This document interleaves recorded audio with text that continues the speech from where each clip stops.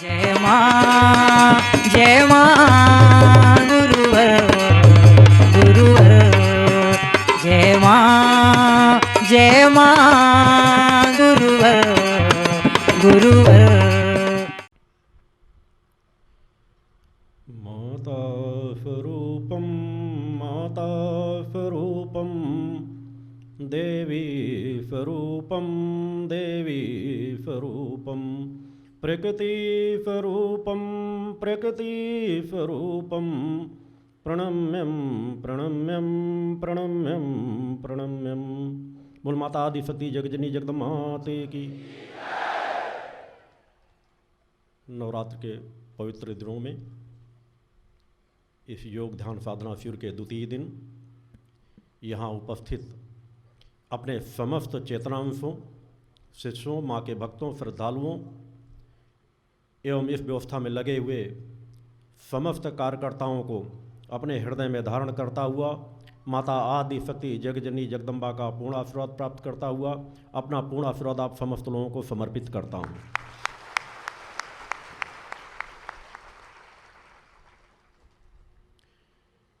कल से आज तक आप लोगों ने इस पवित्र स्थल का, पवित्र दिव्य धाम का सतत लाभ प्राप्त किया। कहीं न कहीं आप लोगों का मन कुछ एकाग्र हुआ। यही एक सतत प्रक्रिया है हमारे जीवन में परिवर्तन की, कि हम जब जहाँ जिस वातावरण, जिस परिवेश में रहते हैं उसका प्रभाव हमारे जीवन में पड़ता रहता है।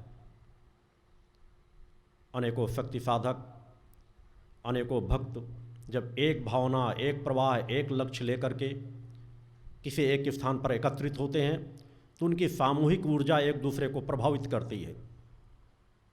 मन की एकाग्रता बढ़ती है, अपने इष्ट प्रकट सत्ता के प्रति, अपने गुरु के प्रति भक्ति भावना प्रबल होती है। इस पवित्र दिव्य धाम पर जहाँ पिछले 18 वर्षों से सतत माँ का गुणगान चल रहा है, हर पल माँ का दुर्गा चालीसा का पाठ जो अनंत काल तक के लिए प्रारंभ किया गया है वह सतत यहाँ जो चल रहा है उसकी ऊर्जा यहाँ पर कण कण पे व्याप्त है। इस दुर्गा चालीसा के पाठ का प्रभाव पूरे समाज में, देश ही नहीं अनेकों दूसरे देशों में सतत प्रभाव पड़ता जा रहा है। घर घर में दुर्गा चालीसा का पाठ हो रहा है। लाखों लाखों लोगों में एक परिवर्तन दुर्गा चालीसा के पाठ के माध्यम से सहज भाव से पड़ता चला जा रहा है। कल मैं जिस बिंदु पर चिंतन दे रहा था कि कर्म प्रधान पूरी सृष्टि है, हम जैसे कर्म करेंगे वैसा प्रभाव हमारे जीवन में सहज भाव से आता चला जाता है। जब हम सत्य पथ के राही बन जाते हैं, अपनी मूल इष्ट की भक्ति करते हैं, तो यह ऊर्जा कई गुना ज़्यादा प्रभाव दिखाने लगती है। इस पूरे भूतल पे मात्र एक, केवल यही एक ऐसा स्थान है जहाँ पर माँ का दुर्गा चालीसा का पाठ अखंड अनंत काल के लिए चल रहा है। यही आप लोगों के शिष्यों के लिए जो इस पवित्र दिव्य धाम से, इस धुरी से जुड़े हुए हैं, उनके लिए गौरव की बात है, सम्मान की बात है। क्योंकि हमें अपने इष्ट पर गर्व करना चाहिए, गौरव करना चाहिए कि हम जिस इष्ट की आराधना कर रहे हैं, जिस माता आदि शक्ति जगत जननी जगदम्बा के हम भक्त हैं, जिनकी हम कृपा चाहते हैं, जिनके हम शिशु बनना चाहते हैं, उस प्रकट सत्ता ने एक तो कृपा हम पर कर ही दी है कि हमारे दिव्य धाम पर उन्होंने अपना गुणगान प्रारंभ कर रखा है। क्योंकि हम आप कर क्या सकते हैं, हम आपके अंदर इतनी कोई पात्रता नहीं। वह उस परम सत्ता की कृपा ही है कि उस परम सत्ता की कृपा ने यहाँ इस प्रवाह को सतत अनवरत चला रखा है। यह सामान्य बात नहीं है। इस कलिकाल के भयावह वातावरण में जहाँ अनियत अन्याय अधर्म का साम्राज्य है, जहाँ अधिकांश संस्थाएं धर्म का चोला पहन करके अनियत अन्याय अधर्म के पथ पर बढ़ रही हैं, वहाँ पर एक ऐसे स्थान पर जहाँ पर अभी किसी भी मूर्ति की स्थापना नहीं की गई, जहाँ माँ के दुर्गा चालीसा के पाठ का भवन भी निर्मित नहीं हुआ, वहाँ पर अखंड अनंत काल के लिए एक सतत चालीसा पाठ चल रहा हो, यह माता आदिशक्तिनी जगदम्बा की कृपा से ही है। और उस चालीसा पाठ का प्रभाव समाज भाव में सहज भाव से पड़ता चला जा रहा हो, लोगों के अंदर परिवर्तन सहज भाव से आ रहा हो। जहां सभी संस्थाएं अपने घुटने टेक चुकी थी, अनीति अन्याय अधर्म को स्वयं स्वीकार कर चुकी थी, जिस तरह हर काल में होता आया है। जब अनीति अन्याय अधर्म का साम्राज्य बढ़ जाता है तो चाहे राज सत्ता हो चाहे धर्म सत्ता हो, अनीति अन्याय अधर्म के सामने घुटने स्वीकार करके सब कुछ सहज भाव से स्वीकार कर लेती हैं कि ठीक है, जो जैसा चल रहा है चलता रहे, हमारा हित होता रहे, हमें क्या करना है, हमें कुछ सुख सम्मान मिलता रहे, हमें क्या करना है। इसी में देश गुलामी को भी स्वीकार कर चुका है। हमारा देश गुलाम भी रह चुका है, मगर उस गुलामी से भी कुछ चंद लोगों ने जब चिंतन किया, उनके अंदर विचार शक्ति जागृत हुई कि नहीं, हमें गुलामी स्वीकार नहीं है। भले 99% समाज उस चीज़ को स्वीकार कर रहा हो, मगर हम गुलामी को स्वीकार नहीं करेंगे। हमें आज़ादी चाहिए, हमें स्वतंत्रता चाहिए। और उन चंद लोगों ने प्रयास किया, पूरी मानवता को जगाने का प्रयास किया, और हम आज स्वतंत्र देश पे बैठे हुए हैं। हमें स्वतंत्रता प्राप्त हुई। भले उन्हें अपनी कुर्बानियां देनी पड़ी, उन्हें अपना सर्वस्व न्यौछावर करना पड़ा, मगर उन चंद लोगों ने अपने प्राणों की आहुति दे करके, अपने जीवन की खुशियों को लुटा करके आज जिस मानवता को इतनी स्वतंत्रता में रहने की आज़ादी दे रहे हैं, वह एक बहुत बड़ी उपलब्धि है। मगर जब हमारे अंदर इच्छा शक्ति जागृत हो जाती है तो अकेला एक व्यक्ति बहुत बड़ा परिवर्तन डाल देता है। यही समाज में हुआ। चाहे मंगल पांडे को ले लें, चाहे लक्ष्मीबाई को ले लें, चाहे सुभाष चंद्र बोस को ले लें, चंद्रशेखर आजाद को ले लें, राम बिस्मिल को ले लें, अनेकों आज़ादी के दीवाने थे जो हंसते हंसते प्राणों की आहुति दे दिए, केवल इसलिए कि हमारा देश आज़ाद हो। वह जानते थे कि हमें आज़ादी नसीब नहीं होगी, हमें मृत्यु को स्वीकार करना ही पड़ेगा, चाहे आज करें या कल करें। हम पकड़े जाएंगे, मारे जाएंगे, सब कुछ होगा, मगर वह यह सत्य जानते थे कि हम यदि एक ऐसी अलख जगाने में सफल हो गए, समाज को जगाने में सफल हो गए, तो समाज अगर जाग गया तो सब कुछ बदल डालेगा। अब वही प्रभाव समाज में आया। महात्मा गांधी के पास कौन सी शारीरिक क्षमता थी, कौन सा बड़ा धनबल था, मगर था सत्य, था मन वचन कर्म से आजादी की एक प्रबल इच्छा शक्ति। पूरा समाज उनके पीछे चल पड़ा। सब कुछ संभव है क्योंकि हमारे अंदर आत्मशक्ति बैठी हुई है, आत्म तत्व बैठा हुआ है। एक आत्म चेतना यदि जागृत हो जाती है और अपनी पूर्ण लगन निष्ठा विश्वास से समाज के बीच कार्य करना प्रारंभ कर देती है, तो समाज में लाखों लाखों लोगों के जीवन में सहज भाव से परिवर्तन चलता चला जाता है, अगर वास्तव में वह मन वचन कर्म से किया जा रहा कर्म हो। और आज तो आप लाखों लाखों लोगों में हैं, आप अकेले नहीं हैं। लाखों लाखों कार्यकर्ता समाज के बीच जागृत अवस्था में कार्य करने के लिए हर पल तत्पर हैं। कौन रोक पाएगा? कौन सा अनीति अन्याय अधर्म आपके मार्ग को रोक पाएगा, इस प्रवाह को रोक पाएगा, जहां आप लोगों के अंदर इच्छा शक्ति है कि हमें नशे माम से मुक्त चरित्रवान जीवन जीना है, हमें चेतनावान जीवन जीना है, हमें संपूर्ण आज़ादी को प्राप्त करना है। आज हम संपूर्ण आज़ादी के बीच सांस नहीं ले रहे, हमें अब संपूर्ण आज़ादी नहीं प्राप्त हो सकी है। आज भी हम कहीं ना कहीं अपने देश के ही अधर्मी अन्यायी राजनेताओं से, धर्माधिकारियों से गुलामी का जीवन जी रहे हैं। हमारा शोषण किया जा रहा है। आज़ादी के बाद भी अधर्मी और अन्यायियों का ही साम्राज्य रहा है। आज अष्टमी का महत्वपूर्ण दिन है।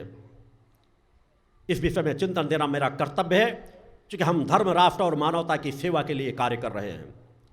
हम उस परम सत्ता की जहां आराधना की बात कर रहे हैं, हम अगर जिस तरह में सुषुम्ना नाड़ी की बात कर रहे हैं कि हमारी सुषुम्ना नाड़ी जो शांत एक सर्पाकार रूप में कुंडली मार करके दूसरी नाड़ी को, उसी नाड़ी के एक छोर को अपने मुख में दबा करके बैठी रहती है, उसकी सामान्य ऊर्जा का हम जीवन जीते हैं। हम जिस तरह विकारी होते हैं, जिस तरह गलत रास्तों को शोषण करते हैं, अनीति अन्याय अधर्म करते हैं या अनीति अन्याय अधर्म को स्वीकार करते हैं, तो ऊर्जा अपने आप शांत होती चली जाती है, हम उसका लाभ नहीं प्राप्त कर पाते। और जब हमारे अंदर एक प्रबल इच्छा शक्ति जागृत हो सकती है, जाती है कि हम उस परम सत्ता की निष्ठा, विश्वास, समर्पण के साथ भक्ति करेंगे, हम एक शिष्य बनकर के उस परम सत्ता के आराधक बनेंगे। हमें अपनी कुंडली शक्ति की आराधना करना है, हमें आत्मावानों का जीवन जीना है। हम अनीति अन्याय अधर्म को ना स्वीकार करेंगे, ना अनीति अन्याय अधर्म करेंगे, तो अपने आप सहज भाव से परिवर्तन आता चला जाता है। आवश्यकता होती है एक प्रबल इच्छा शक्ति। हमें हर पल अपने आध्यात्म पक्ष को, धर्म पक्ष को मजबूती से बढ़ा करके रखना चाहिए। कल मैंने यम नियमों के विषय में चिंतन दिया था, आज उसी विषय में चिंतन दे रहा हूं कि जहां हमारी इड़ा, पिंगला और सुषुम्ना, तीन नाड़ियां जो शरीर की होती हैं, हम तीनों नाड़ियों के यदि संतुलन बनाने में सफल नहीं हुए तो हमारे जीवन में भटकाव सुनिश्चित है। और तीनों नाड़ियों का यदि हम संतुलन बनाने में सफल हो गए तो हमें पतन के मार्ग में कोई दुनिया की ताकत नहीं भेज सकती। ये तीन नाड़ियों का गुण है, मगर आज अधिकांश मनुष्य केवल इड़ा और पिंगला दो नाड़ियों का जीवन जीते हैं। तीसरी नाड़ी की जो सामान्य ऊर्जा होती है, यह दो नाड़ियां उनको तमोगुणी और रजोगुणी नाड़ियां उसका भरपूर उपयोग करती चली जाती है। उसका मूल कारण है कि समाज धर्म से नहीं जुड़ता। धर्म का चोला पहने हुए तो अनेकों लोग होंगे, मगर वास्तविकता में जो धर्म को ग्रहण करना चाहें, धर्म के अनुसार अपने जीवन को ढालना चाहें, समस्याओं के लिए देवी देवताओं के स्थानों में चले जाएंगे, दिखाने के लिए 1 घंटे पूजा पाठ कर लेंगे और दिन भर अनीति अन्याय अधर्म का रास्ता तय करेंगे, यह धर्म नहीं कहलाता। धर्म वह कहलाता है जहां हर पल धर्मानुसार आपका एक एक कदम चल रहा हो, हर कार्य धर्म के अनुसार चल रहा हो। आज समाज का आंकलन करके देखेंगे तो मेरा मानना आज जितने देश में धर्माधिकारी हैं, साधु संत सन्यासी हैं, उन हजारों में 10-20 लोग ही ऐसे निकल पाएंगे जो वास्तव में धर्म के अनुकूल अपने जीवन का आचरण, अपने जीवन में उसको ढाल करके चल रहे हो। समाज के बीच तलाशने में लाखों लाखों लोगों में कुछ चंद परिवार मिलेंगे जो वास्तव में धर्म के अनुसार अपने जीवन को ढालते हों, जो अनीति अन्याय अधर्म की तरफ बढ़ना ना चाहते हों, जिनके अंदर इच्छा शक्ति हो धर्म रक्षा, राष्ट्र रक्षा, मानवता की सेवा के लिए, जो अपने कर्तव्य पथ पर बढ़ना चाहते हों। क्योंकि उसका मूल कारण वही है कि हम सब कुछ धर्म का भी आचरण करना चाहते हैं तो प्राप्त क्या करना चाहते हैं? भौतिक जगत, भौतिक जगत के संसाधन, कि हमें लाभ मिल जाए, हमें सुख शांति समृद्धि मिल जाए। मगर उसके लिए कर्म सिर्फ इतना कि जाके माथा टेक लेना, कुछ प्रसाद चढ़ा देना, अपने घर में आरती कर लेना, इतने से उसकी पूर्ति हो जाती है। मगर अपने जीवन को, कि वह जिस इष्ट की हम आराधना कर रहे हैं वह हमसे क्या चाहती है, उसने हमको किस तरह चलने के लिए हमारे लिए मार्ग निर्धारित किया है, हमारे शरीर की रचना परम सत्ता ने किस प्रकार की है, हमारा स्वभाव कैसा होना चाहिए, हमारे विचार कैसे होने चाहिए, हमारा कर्म कैसा होना चाहिए। अगर हम उस पर ध्यान दे दें कि हमें कर्म कैसा करना, हमें विचार कैसे बनना आना, हमारा स्वभाव कैसा होना चाहिए, तो सहज भाव से परिवर्तन आता चला जाता है। सच्चा धर्म का आचरण करने वाला वही है जो एक एक पल का अपना आंकलन करता है, एक एक दिन का अपना आंकलन करता है कि मैं कहीं अनीति अन्याय अधर्म के पथ पर तो नहीं चल रहा, वास्तव में मैं अपने इष्ट को अपने हृदय में धारण करना चाहता हूं कि नहीं चाहता हूं, वास्तव में मैं अपने इष्ट से एकाकार चाहता हूं कि नहीं चाहता हूं। अगर मैं अपने इष्ट को जिसकी आराधना करता हूं उसे सर्वशक्तिमान सत्ता मानता हूं तो मेरा प्रेम उसकी ओर होना चाहिए, ना कि भौतिक जगत की ओर। जिस दिन भक्त अपने अंदर यह दृढ़ इच्छा शक्ति प्राप्त कर ले कि लाभ हानि जीवन मरण यश अपयश इन सब परिस्थितियों को समभाव से लेता हुआ मेरे लिए, मेरे इष्ट की, मेरे गुरु की, मेरी परम सत्ता की कृपा मेरे लिए परिपूर्ण रहेगी कि उनकी नजदीकता मुझे प्राप्त हो, मेरी इष्ट की नजदीकता मुझे प्राप्त हो। भले मुझे हजारों जन्मों की यात्रा क्यों तय करना पड़े, मगर एक न एक दिन उस क्षण को मैं प्राप्त कर लूं कि मैं माता आदि शक्ति जगजननी जगदम्बा के चरणों के दर्शनों को प्राप्त कर सकूं। सब कुछ संभव है। हम अजर अमर अविनाशी आत्मा का जीवन जी रहे हैं, एक इतनी अलौकिक शक्ति को लेकर के जीवन जी रहे हैं। उस परम सत्ता के हम सीधे सीधे अंश हैं। हमारे आत्मा और परम सत्ता के बीच कुछ भी नहीं है और फिर भी हम परम सत्ता को पहचान नहीं पा रहे। परम सत्ता ने वह मार्ग दे रखा है सुषुम्ना नाड़ी के माध्यम से कि हम यदि अपनी माँ को पहचान लें, अपनी कुंडली शक्ति को पहचान लें, तो कुंडली शक्ति को जगा करके हम उस परम सत्ता से एकाकार कर सकते हैं। और उसके लिए केवल हमको धर्म के अनुकूल आचरण ही तो करना है। हम जिस गलत जगह पर खड़े हैं, इन चक्रों के लिए अलग से साधना क्यों करनी पड़ रही है? क्योंकि हम नीचे गिर गए हैं। जिस तरह से शरीर गंदा हो जाए, कीचड़ लग जाए, तो उसको धुलना तो हमको पड़ेगा, तभी हमारा सही स्वरूप दिखाई देगा। उसी तरह आज हमारे अंतःकरण में कीचड़ पड़ चुका है, काम का, क्रोध का, लोभ का, मोह का। हमारे चक्रों की ऊर्जा दब चुकी है। उनके आवरणों को हटाने के लिए उस परम सत्ता की इतनी बड़ी कृपा है कि हमें उसने मार्ग भी दे रखा है कि अगर ऐसी कोई परिस्थिति आ जाए कि आप शून्य में भी पहुंच जाएं, तो शून्य से भी शिखर की ओर आप बढ़ सकते हैं। भगवान की जय। और उसी को मार्ग पर बढ़ाने के लिए आपका गुरु शिखर से शून्य पर खड़ा होकर के, शून्य में रह करके आपको शिखर में बढ़ाने के लिए आया है। इसीलिए कि मैं दिन रात स्वतः साधना रत रहता हूं। 24 घंटे में मात्र 3 से 3.5 घंटे विश्राम लेता हूं। वह भी अब मैंने प्रारंभ किया पिछले 1-1.5 साल से। आश्रम की स्थापना के बाद 15 वर्षों तक 2 से 2.5 घंटे मैंने केवल नींद ली है। किस तड़पती कराहती मानवता को दिशा दे सकूं, क्योंकि कोई और मार्ग नहीं है। मैं आशीर्वादों के सहारे आपको नहीं बढ़ा सकता। आपको अपना बना करके, अपनी ऊर्जा प्रदान करके उस कर्म पथ पर अगर मैं बढ़ाने में सफल हो गया कि जिस कर्म पथ पर बढ़कर ही मां की कृपा प्राप्त होती है, तो आप स्वतः सामर्थ्यवान बन जाएंगे।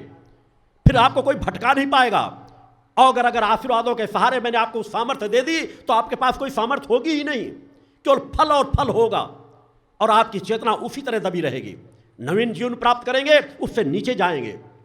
मैं चाहता हूं हर पल आप मुक्ति पथ की ओर बढ़े, साधना पथ की ओर बढ़े, हर जीवन में आपके परिवर्तन आए। मैं कार्य ही करने आया हूं।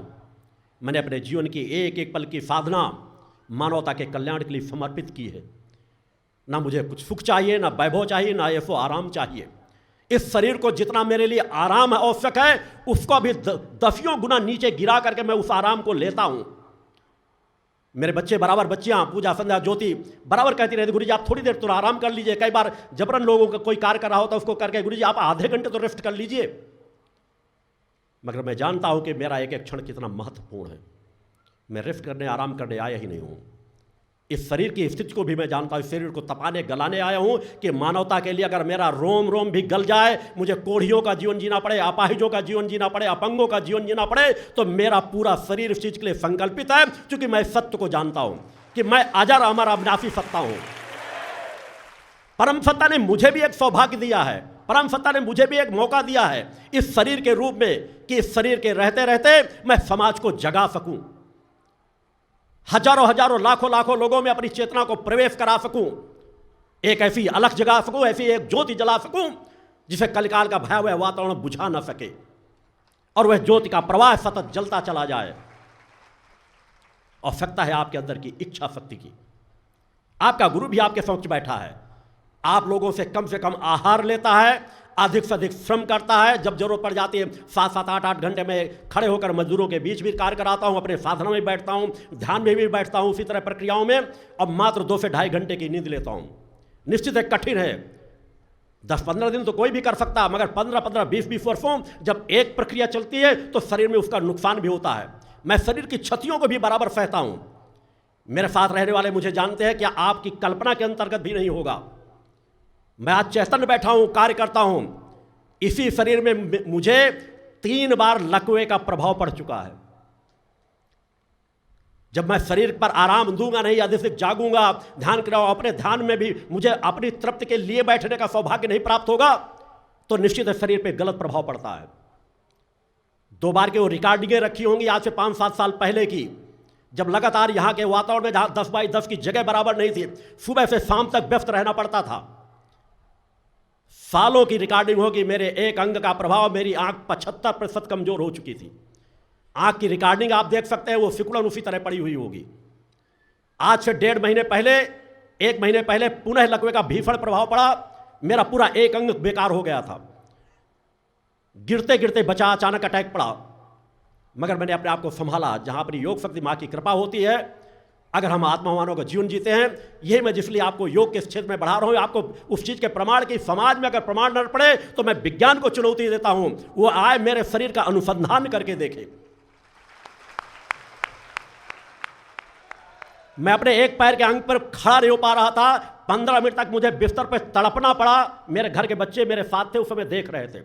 प्रातः मैं 2:30 बजे जगता हूं, 2:30 बजे के बीच की ही घटना थी। मगर मैंने एक भी टेबलेट नहीं ली, एक भी दवा नहीं ली कि मेरा ये जो पक्षाघात हुआ है उस पर आराम मिले।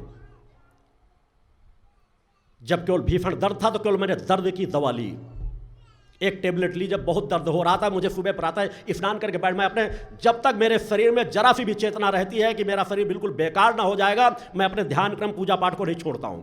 इसलिए कि वह पूजा मैं अपने लिए नहीं करता हूं, वह मैंने मानवता की रक्षा के लिए संकल्पित किया है। भगवान की जय। तो अगर मुझे अंश मात्र भी ऐसा लगेगा तो मुझे लगेगा कि मैं दूसरे के लिए कर रहा हूं, इसलिए मैं अपने शरीर को बचाना चाहता हूं। उस दिन भी मैं सुबह उसी तरह स्नान करके पूजन किया और चालीसा पाठ में आकर पूजन किया। ये अलग बात थी कि उस दिन तस्वीरों के पूजन के लिए मैंने ज्योति को आगे खड़ा करके कि ज्योति तुम पूजन कर दो, क्योंकि मेरी इतनी स्थिति भी नहीं थी कि मैं अच्छे से आरती कर सकूं, मगर फिर भी मैंने आरती की। मगर समाज को उसके बाद भी वहीं बैठे हुए भक्तों की इस बात की जानकारी नहीं रहती। बस 10-15 दिन तक मुझे अपने घर से आवास से चालीसा भवन तक गाड़ी से आना पड़ रहा था, क्योंकि चल पाने की स्थिति नहीं थी। मगर मैंने अपनी केवल योग शक्ति के बल पर, माँ की कृपा के बल पर, मैं कभी अपनी साधनाओं का उपयोग नहीं करता अपने लिए, स्वयं के लिए भी, क्योंकि मैंने अपनी पूरी साधनाएं मैंने मानवता की सेवा को संकल्पित की है। मगर वर्तमान मेरी जो योग साधना का क्रम चल रहा होता है, उसके माध्यम से मैंने मात्र 15-20 दिन के अंदर अंदर कि मुझे नवरात्र का शिविर आ रहा है, कहीं ऐसा ना हो कि शिविर में बैठ करके लोगों को चिंता न दे सकूं, ऊर्जा न दे सकूं। मैंने और प्रयास किया अपने साधनात्मक क्रमों को, अपनी योग के क्रमों को। अब मात्र 15-20 दिन के अंदर अंदर मैंने अपने शरीर को स्वस्थ किया। 10-5% आंशिक प्रभाव है। मैंने आप लोगों की ही कहा कि अगर सत्य हमारे अंदर है तो बड़ी बड़ी घटनाएं, बड़ी बड़ी परिस्थितियां सामान्य भाव से आती रहती है। क्योंकि मैं अपने शरीर को उतना आराम नहीं दे पाता हूं, शिविरों की प्रक्रिया में मेरे पास इतना समय नहीं रहता, क्योंकि मेरे लिए महत्वपूर्ण है मेरे कर्म। परम सत्ता ने जो मुझे कार्य सौंपा है, उस कार्य से ही मानवता का हित होगा। अगर मैं अंश मात्र भी आराम का जीवन व्यतीत करने की भावना भी स्पर्श कर गई तो धीरे धीरे वहीं से ठहराव आ जाएगा। अनेक इस प्रकार की परिस्थिति आती है जब हम समय के अनुसार अपने शरीर को, कम से कम हर व्यक्ति को 4 घंटे तो विश्राम नितांत आवश्यक है। अब मैं जब याद करता हूं तो जब से मैंने आश्रम की स्थापना की, 4-6 महीने की बात छोड़ दूं, महीने 2 महीने की, आज तक 4 घंटे नींद कैसी होती है मुझे समय ही नहीं मिल पाया। या देवी सर्वभूतेषु शक्ति रूपेण संस्थिता, नमस्तस्यै नमस्तस्यै नमस्तस्यै नमो नमः। पंच ज्योति शक्ति तीर्थ सिद्धाश्रम, मां की कृपा और गुरुदेव की अमृतवाणी का पावन संगम। एक ऐसी पवित्र भूमि जहां मां भगवती की ज्योति हर दिल को रोशन करती है, जहां परमहंस योगीराज श्री शक्तिपुत्र जी महाराज के चरणों में बैठकर हर मन की पुकार सुनी जाती है। पंच ज्योति शक्ति तीर्थ सिद्धाश्रम, जहां हर कदम पर साधना, हर सांस में भक्ति और हर पल में जन कल्याण की सुगंध बिखरती है। आओ इस अलौकिक यात्रा में शामिल हो और देखो कैसे एक आश्रम ने करोड़ों जीवन को बदला।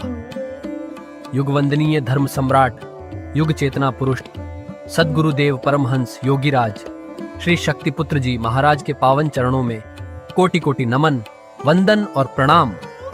उनकी कृपा से एक ऐसी पवित्र स्थली का सृजन हुआ जो तप, योग, ध्यान और साधना का स्वर्णिम केंद्र है।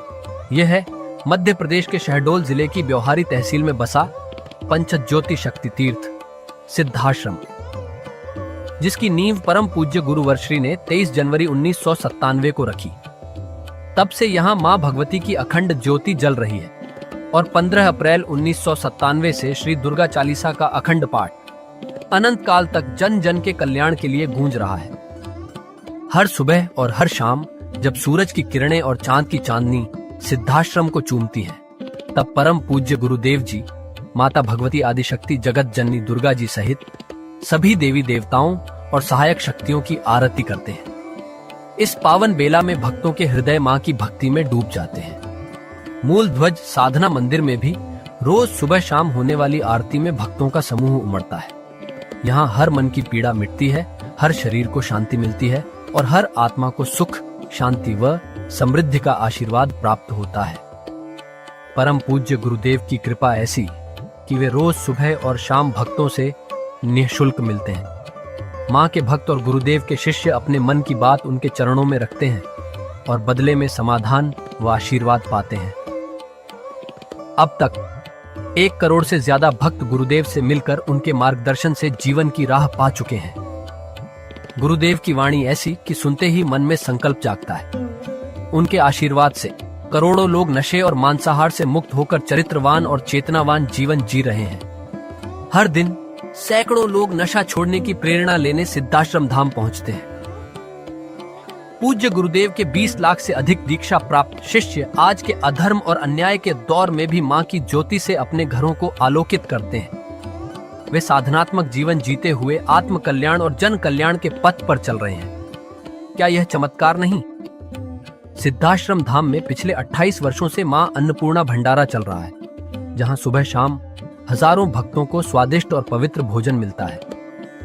और सुनो, यहाँ ठहरने की व्यवस्था भी पूरी तरह निःशुल्क है। क्या ऐसी जगह कहीं और मिलेगी जहां हर सुविधा मां की कृपा से मुफ्त हो? सिद्धाश्रम धाम की पावन सरिता के तट पर बनी त्रिशक्ति गौशाला देखकर भक्तों का मन आनंद से भर जाता है। हर महीने शुक्ल पक्ष की अष्टमी को गौ सेवा समर्पण दिवस मनाया जाता है, जब परम पूज्य गुरुदेव और पूजनीय शक्तिमयी माता जी अपने हाथों से गायों को रोटी खिलाते हैं। यह दृश्य देखकर हर भक्त का हृदय गदगद हो उठता है। गौशाला के पास ही स्वामी श्री राम प्रसाद आश्रम जी महाराज की समाधि मन को शांति देती है और पास ही दानवीर गुफा स्थल हर किसी को असीम शांति का अनुभव कराता है। हर साल शारदीय नवरात्र में सिद्धाश्रम धाम में शक्ति चेतना जनजागरण शिविर का भव्य आयोजन होता है। लाखों भक्त यहाँ योग, ध्यान और साधना सीखते हैं, गुरुदेव के चेतनात्मक चिंतन को सुनते हैं और मां की अलौकिक आरती का आनंद लेते हैं। मां की कृपा और गुरुदेव का आशीर्वाद पाकर हर भक्त धन्य हो उठता है। 23 जनवरी सिद्धाश्रम स्थापना दिवस एक और पावन अवसर है। इस दिन अखिल भारतीय सिद्धाश्रम दौड़ प्रतियोगिता, योग भारती सामूहिक विवाह और शाम को सुर संध्या व कवि सम्मेलन का आयोजन होता है। क्या मजा है जब भक्ति और संस्कृति का ऐसा संगम देखने को मिलता है। सिद्धाश्रम धाम का जनसंपर्क कार्यालय हर जानकारी का खजाना है। यहाँ से मासिक सिद्धाश्रम पत्रिका और साप्ताहिक संकल्प शक्ति अखबार मिलता है, जिसमें गुरुदेव की ऋषिवाणी और प्रेरक लेख पढ़ने को मिलते हैं।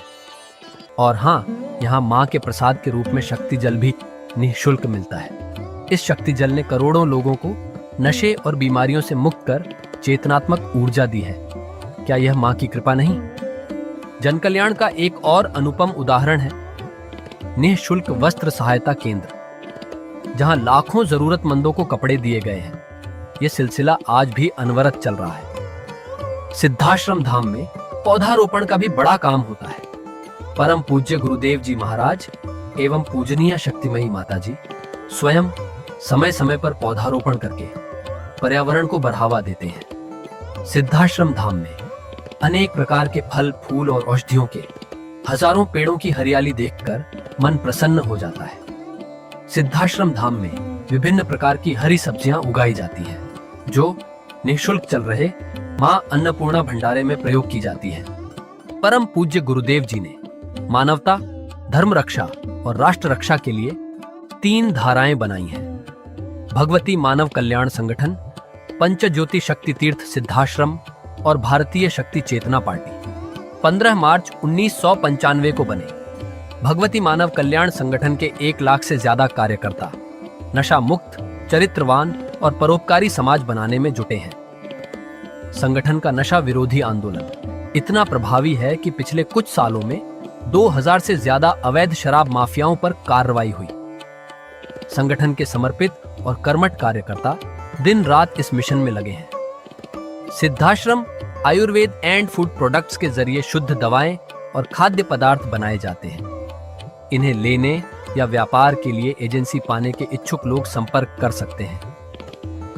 आओ सिद्धाश्रम की इस पावन यात्रा का हिस्सा बनो। यहाँ माँ का अखंड गुणगान सुनो, साधना में डूबो और परम पूज्य गुरुदेव के दर्शन कर जीवन को धन्य करो। भगवती मानव कल्याण संगठन तुम्हें मानवता, धर्म और राष्ट्र की सेवा में शामिल होने का सादर न्योता देता है। जय माता की, जय गुरुवर की।